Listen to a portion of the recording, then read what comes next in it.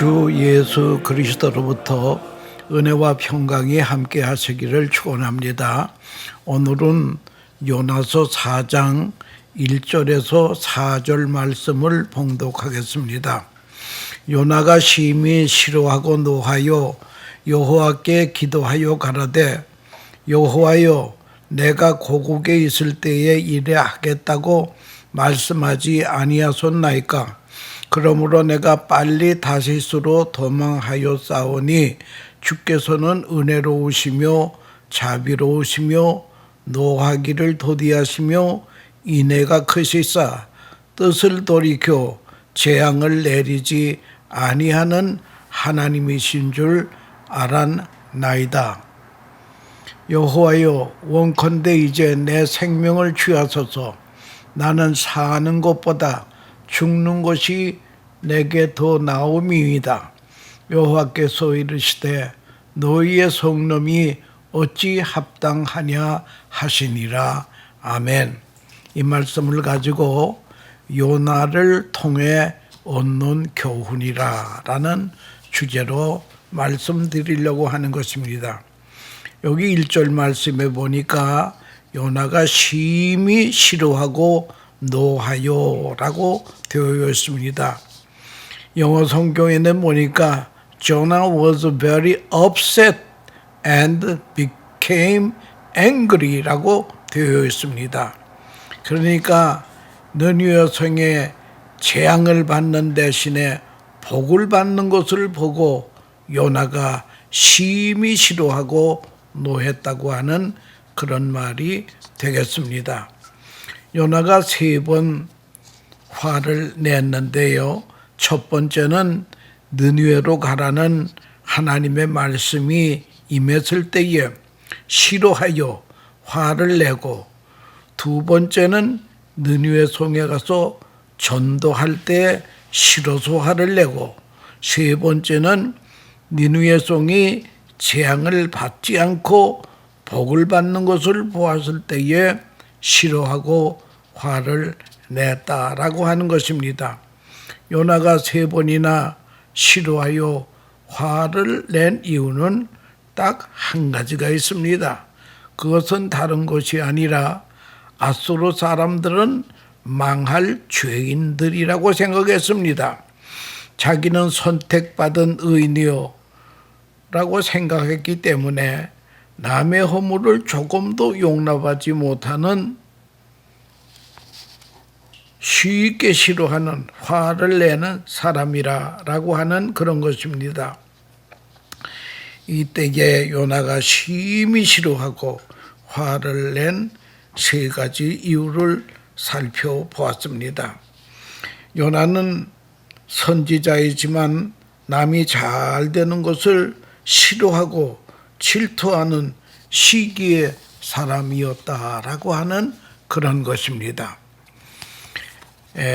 유대 랍비들의 전설같이 내려오는 이야기 하나가 있습니다. 그것은 다른 것이 아니라 사람의 모양으로 나타난 천사가 광야를 지나가다가 두 나그네와 동행을 하면서 서로 이야기를 하는데, 이런 이야기 저런 얘기를 하면서 길을 걷는데 서로 헤어질 때가 왔습니다. 천사가 말하기를 나는 사실은 천사인데 당신들의 소원을 들어주고 싶은데 한 가지씩만 말해 주시오. 그런데 두 사람은 어떤 사람인가 하면은 한 사람은 욕심쟁이고 한 사람은 심술쟁이 질투자였습니다. 그리고 천사의 말이 소원을 들어주기는 주는데 먼저 말한 사람의 소원도 들어주지만 둘째 사람에게는 먼저 말한 사람의 소원의 배를 갑절이나 주겠다는 거예요. 그러니 두 사람은 고민에 빠졌습니다. 내가 받는 것도 좋지만 다른 사람이 2배나 받게 된다니 고민입니다. 욕심 많은 사람은 꼭 배를 받아야 되겠다고 생각합니다. 심술 사나운 사람은 내가 못 받으면 못 받지, 남이 배를 받는 것은 못 봐주겠다는 거예요. 그래서 서로 신경전을 하고 있습니다. 누구도 먼저 말하려고 안 합니다. 정말 헤어질 때가 되어 재촉을 하니까 욕심쟁이가 심술쟁이의 멱살을 잡고 빨리 말 안 하면 죽이겠다고 합니다.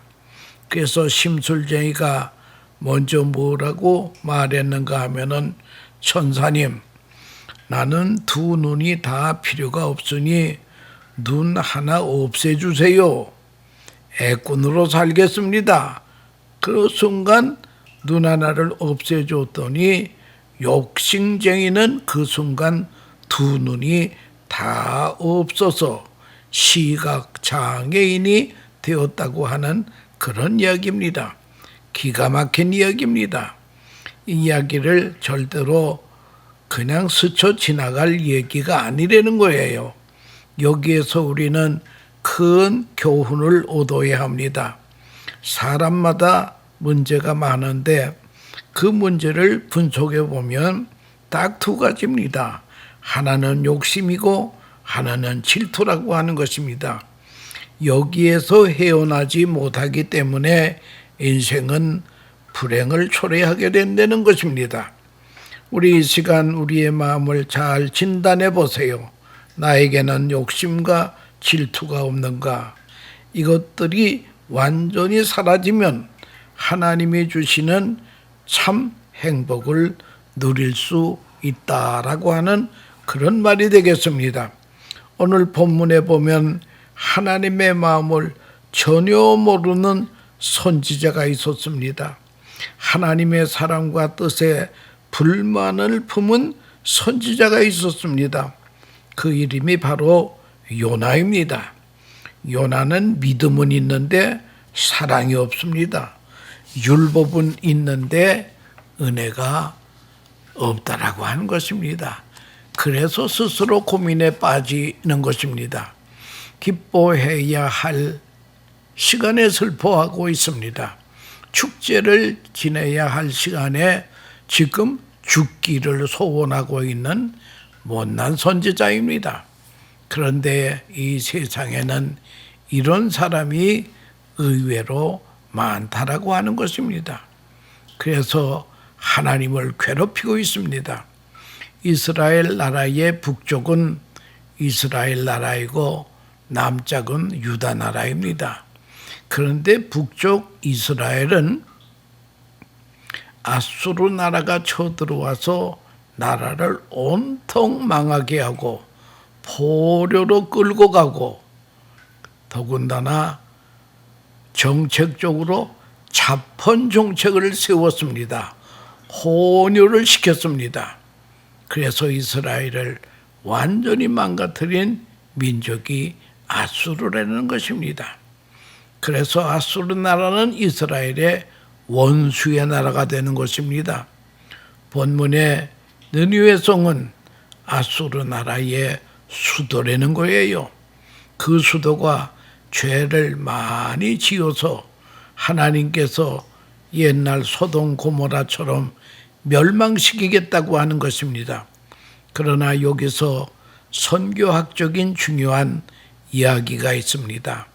하나님은 사람의 마음속에 양심도 주셨고 이성도 주셨고 감성도 주셨습니다. 그래서 사건을 깨달아 알게 했다는 거예요. 그런데 중요한 것은 선지자들을 통해서 반드시 말씀하시고 실행하신다는 것입니다. 예를 들면 옛날 일본이 원자탄을 받았는데요. 히로시마에 원자탄을 떨굴 때도 먼저 경고했습니다. 가공한 무기가 떨어질 테니 여러분들은 여기서 대피하시오. 그랬을 때 일본 사람들은 아주 콧방귀도 끄지 않았습니다. 아니 저희들이 뭐라고 그따위 소리를 한다고 해서 도망을 안 갔습니다. 그러니까 하나님의 방법도 선지자를 통해 말씀 없이는 멸망시키는 일이 없다는 거예요. 이방 나라 선지자를 통해 말씀하시고 회개가 없으면 멸망시킨다는 것입니다. 이 점을 우리가 꼭 알아야 될 것입니다.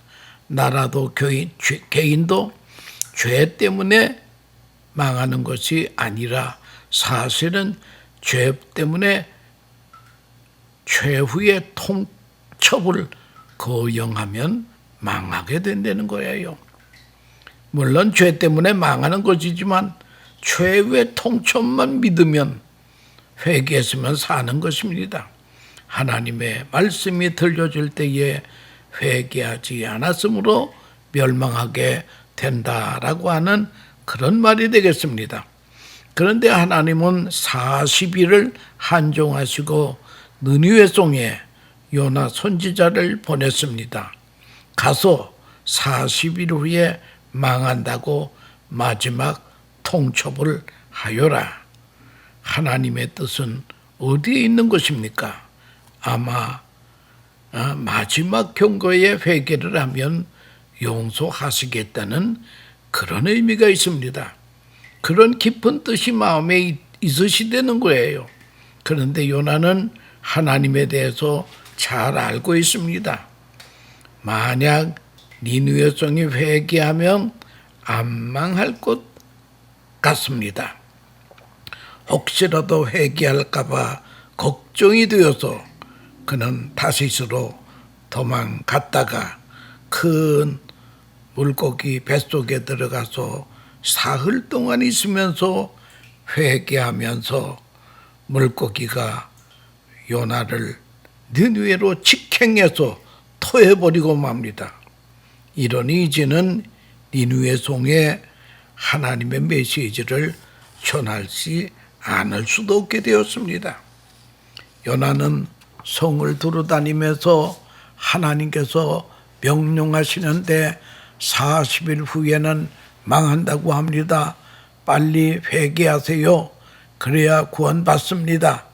이래야 선지자다운 것인데 그럴 마음이 전혀 없었습니다. 그저 마지못해 40일 후에는 망합니다. 억지로 전하였습니다. 고약한 사람이 올시다.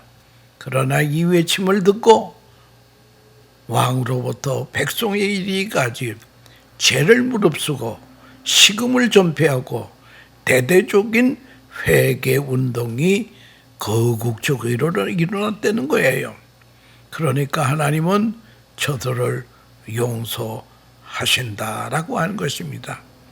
요나는 이러것이 못마땅했다라고 하는 것을 알아야 될 것입니다. 요나는 나는 이런 줄 알고 그래 다시스로 도망했다는 것이에요. 하나님을 원망합니다. 그리고 괴로워하고 죽기를 소원합니다. 이런 아수르가 사는 꼴을 보고 사느니 차라리 죽기를 바라고 있습니다.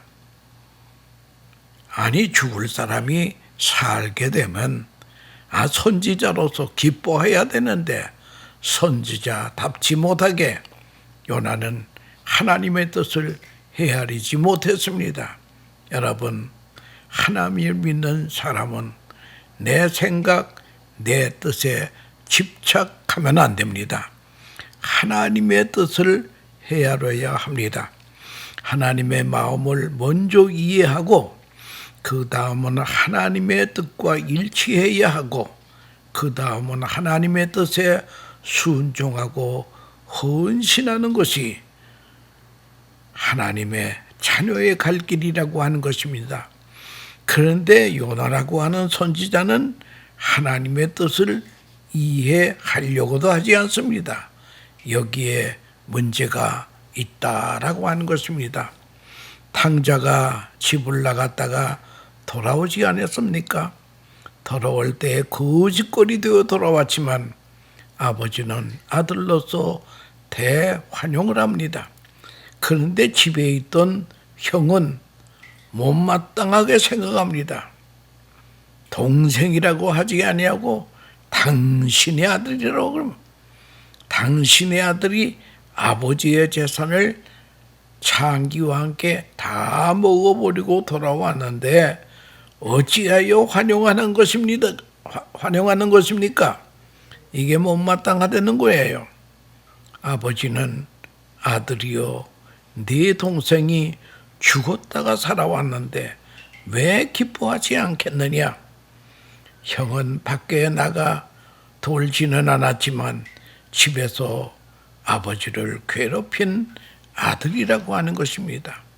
큰아들은 아버지의 마음을 이해하려고 하지 않았습니다. 여러분, 성경은 말씀합니다. 먼저 그의 나라와 그의 의를 구하라. 그리하면 이 모든 것을 너에게 더하여 주시리라. 하나님의 뜻, 하나님의 마음을 먼저 이해해야 되는 것을 잊지 말아야 될 것입니다. 또 한 가지는 요나는 지금까지 자기 생각에 집착하고 있었습니다. 자기의 과거를 잊지 않았습니다. 민족이 당한 굴욕을 기억하고 있습니다. 아수르가 침략해 와서 이스라엘을 송두리째 망가뜨린 악랄한 민족이라고만 기억하고 있습니다. 그렇기 때문에 용서할 수가 없다는 거예요. 아수르는 반드시 망해야 될 민족이라는 거예요. 전쟁을 해서라도 아수르는 망해야 되는데 죄로 인하여서 저절로 망하는데 손 안 대고도 망하는데 통쾌하고 잘된 일이라고 생각했습니다. 그러나 이것은 요나의 뜻이지 하나님의 뜻은 아니었습니다. 요나라고 하는 선지자는 자기 집착에 몰두하고 있습니다. 여기에 문제가 있다라고 하는 것입니다. 폴 트린이라고 하는 심리학자요 의사인 분이 The Strong and the Weak, 약자와 강자라는 책을 썼는데요. 거기에 현대인은 너무나 피곤한데 그 피곤한 이유를 4가지로 말하고 있습니다. 현대에는 너무 일을 많이 한다는 것입니다. 순수한 과로입니다. 건강에도 한계가 있는 법인데 이 일을 너무 많이 한다. 2번째는 정신적인 압력이 있다는 거예요. 인간관계에서는 스트레스가 사람을 피곤하게 합니다. 3번째는 반항 때문이라는 거예요. 하나님의 크신 경륜에는 순종해야 하는데 반항합니다. 죽음이 와도 내 차례가 됐구나 하고 순종해야 되는데 왜 해필이면 나냐 하고 반항을 합니다. 하나님의 역사는 조용히 받아들여야 됩니다. 이걸 반항할 때에 인간은 피곤해진다는 거예요. 4번째는 게으름 때문에 올시다. 사람은 자기가 해야 할 일은 하지 않으면 안 해야 할 일을 하게 됩니다. 그래서 그만 피곤하게 된다는 거예요. 여러분, 그 피곤은 누구나 위로할 수도 없습니다. 오늘 요나는 어떻게 해야 합니까? 하나님의 큰 뜻을 알고 하나님의 구원하심에 대하여서 하나님을 찬양하고 감사해야 될 시간에 원망, 불평하고 또 감사할 시간에 죽기를 바라고 있습니다. 이것이 바로 요나의 문제라고 하는 것입니다. 2번째는 요나의 또 하나의 실수는 하나님을 심판하는 것입니다. 하나님, 지금 잘못하고 계십니다. 이스라엘 나라는 흥해야 하고 아수르는 망해야 됩니다. 그뿐 아니라 40일 후에 멸망한다고 하나님의 선지자가 말했으면 망해야지 심부름만 내체면은 뭐가 됩니까? 하나님을 원망하고 심판하고 있습니다. 어떤 일이든 하나님을 심판해서는 안 됩니다. 인간은 하나님의 긍휼과 용서와 사랑을 못마땅하게 여기서는 안 된다는 거예요. 구원은 하나님의 뜻이요 죄인이 구원받게 하는 것이 하나님의 마음이올시다. 하나님의 역사에 이 의를 제기해서는 안 된다라고 하는 것입니다. 그리고 요나가 크게 잘못한 것은 내가 할 일이 있고 하나님께서 할 일이 있으신데 전하라고 하면 전하기만 하면 되는 것입니다. 그 다음은 하나님의 소관이 올시다. 하나님께서 알아서 하시는 것입니다. My part가 있고 His part가 있다라고 하는 것입니다. 하나님이 하실 것은 하나님이 하셔야 됩니다. 나는 내가 할 일만 하면 되는 것입니다. 누구를 벌하시든 심판하시든 하나님이 하실 것입니다. 그것은 내 문제가 아니라는 거예요. 내 문제에 충성을 다하면 되는 것입니다. 윌리엄 제임스라고 하는 분이 종교적 경험의 다양성이라고 하는 책을 썼는데요. 거기에 보면 그리스도인의 신앙 성숙의 단계를 4가지로 말하고 있습니다.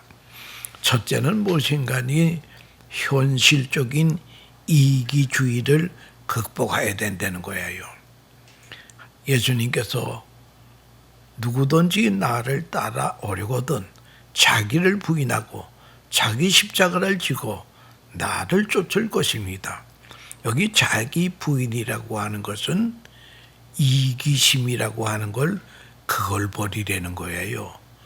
이기심이 있는 한 신앙은 성장하지 못한다고 하는 것입니다. 그래야 이기심을 버려야 하나님의 넓은 세계를 지향하게 된다는 거예요.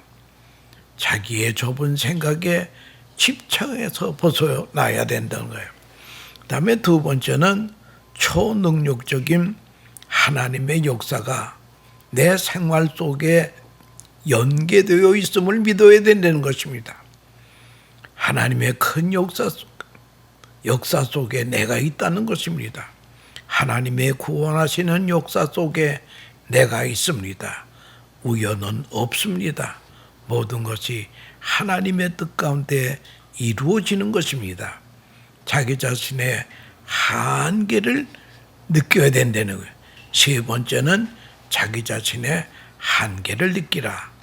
내가 할 일은 이것뿐이다. 나머지는 하나님께서 알아서 하실 것이다.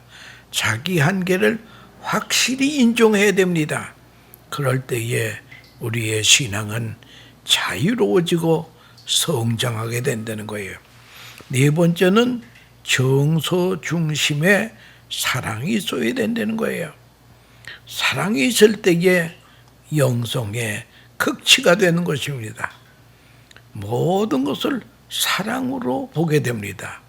모든 것 위에 사랑을 더하라. 이는 온전케 매는 띠니라. 이 말은 무엇인가 하면 우리 그리스도인들은요 무엇을 하든지 거기에 사랑이 첨가돼야 된다는 거예요. 예배나 봉사나 또 길을 갈 때나 안 갈 때나 하여간 사랑이 곁들어야 된다는 거예요. 모든 음식에 소금이 들어가야 맛을 내듯이 매사에 사랑이 있을 때에 우리의 영성의 극치가 되는 것입니다. 그러면 모든 것을 사랑으로 보게 됩니다. 사랑으로 듣게도 됩니다. 모든 것이 합력하여 선을 이루는 사랑의 세계를 바라볼 수 있다는 거예요. 그런데 선지자 요나는 여기에 잘못하고 있습니다. 요나는 사랑이 없다라고 하는 것입니다. 그는 율법은 있는데 사랑이 없는 게 결정적인 실수라고 하는 것입니다. 중국의 선교의 아버지 하면 허드슨 테일러를 말하지 않습니까? 그가 선교하던 중에 본국에 잠깐 돌아와서 선교 보고를 하고 또 중국을 위해서 선교할 선교사 지망생을 모집하러 왔습니다. 많은 선교 지망생들이 모였습니다. 이를 다 선교사로 채용할 수는 없어서 하나하나 면접을 봅니다. 그 질문이 내용은 딱 한 가지입니다. 당신은 왜 중국 선교를 하려고 합니까? 그럴 때에 지망생들이 여러 가지 대답을 합니다. 중국의 많은 영혼을 구원하기 위해서입니다. 어떤 사람은 중국을 변화시키는 것은 복음밖에 없기 때문에 그렇습니다. 어떤 사람은 예수님만이 인류의 길이요 진리요 생명이기 때문입니다. 어떤 사람은 하나님의 영광을 위해서 중국 선교사가 되려고 합니다. 다양한 대답을 했습니다. 이때에 허드슨 테일러 선교사는 여러분 말하는 게 아주 틀린 건 아니에요. 그런데 그것만 가지고는 부족합니다. 이런 동기만 가지고는 안 됩니다. 나는 중국 사람을 사랑했거든요. 오로지 사랑 때문에 선지자가 돼야 되겠다라고 하는 그런 동기가 중요하다는 거예요. 여러분, 사랑이 없는 선교가 문제올시다. 사랑이 없는 봉사는 원망으로 끝나게 된다는 거예요. 사랑이 없는 희생은 자기 자랑으로 끝난다는 거예요. 사랑이 없는 헌신이 문제라고 하는 것입니다. 사도 바울은 고린도전서 13장에서 유명한 말을 하십니다. 자기 몸을 불사르게 내어 줄지라도 사랑이 없으면 아무것도 아니요. 여러분, 자기 몸을 불사르게 내어줄지라도 사랑이 없으면 nothing, 아무것도 아니라고 하는 것을 그걸 우리가 알아야 되는. 요나는 수고를 많이 했습니다. 그러나 사랑이 없은 게 결정적인 실수라고 하는 것입니다. 그가 제정신이 있는 선지자라면 니느웨가 40우리에 멸망당할 뻔했는데 구원을 받았다면 얼마나 놀라운 일입니까? 축제를 벌이고 감사해야 할 시간에 왜 원망합니까? 축제를 벌여야 될 시간에 왜 요나는 차라리 죽는 게 낫겠다고 합니까? 감사와 찬송의 축제를 벌여야 할 사람이 왜 고민하고 사는 것이 죽는 것보다 낫다라고 그런 말을 하느냐 이거예요. 참으로 못난 인간이올시다. 자기 중심적인 생각에서 벗어나지 못하는 사람은 찬송 불러야 할 시간에 원망하는 사람이올시다. 구원받은 니느웨 성을 보면서 하나님께 마땅히 영광을 돌려야 되지 않겠습니까? 축제의 마음이 있어야 되지 않겠습니까? 구원받은 하나님의 사람이 마음이 올시다.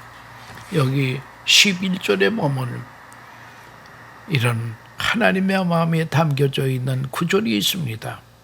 하물며 이 큰 성읍 니느웨에는 좌우를 분변치 못하는 자가 12망이요 어린애가 12만 명이라는 거예요.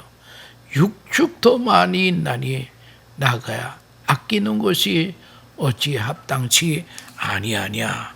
이것이 바로 하나님 우리 아버지의 마음이요.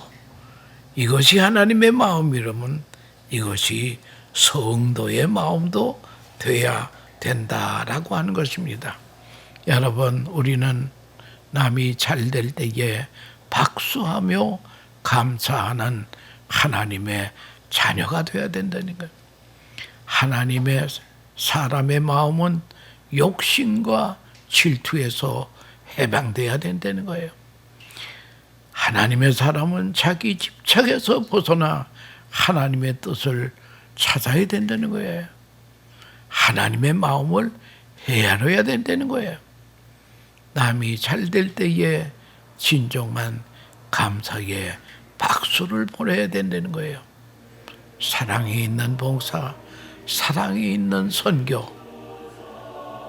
이런 사람이 하나님의 자녀여 백성이라고 하는 것입니다. 우리는 이세 아들 다오처럼 하나님의 마음에 합한 하나님의 백성이요 자녀가 되시기를 축원합니다.